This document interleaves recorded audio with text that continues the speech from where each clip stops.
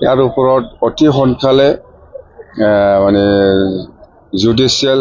query hello लोगोफोर नोंथांमोनखौ आंनि मोनसे गोदान भिडिअ बरायनाय थालायबाय आरो लोगोसेनो आंनि बे चेनेलावबो नोंथांमोनखौ बयखौबो बरायनाय थाबाय दिनैनि बे भिडिअआनो जाहैबाय लोगोफोर दाख्लि बावैसो जानानै थांनाय जे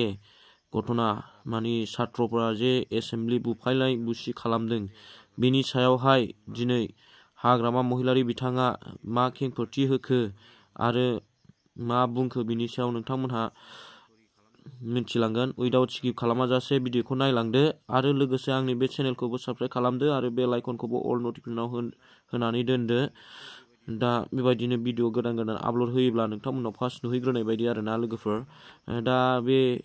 हाग्रामा बिथाङा जि जुडिसियेल इनक्वायरि खालामनो बिथोन होदों आरोना लोगोफोर ইয়াৰ ওপৰত অতি সোনকালে মানে জুডিচিয়েল কুৱেৰি হ'ব লাগে বুলি আমি লিখি দিছোঁ যোৱাকালি নহয় ইয়াৰ আগতে আমি লিখি দিছোঁ জুডিচিয়েল ইনকুৱাৰী অতি সোনকালে হ'ব লাগে বুলি এছেম্বলিৰ যিটো এটাক আমাৰ এছেম্বলিৰ ওপৰত যিটো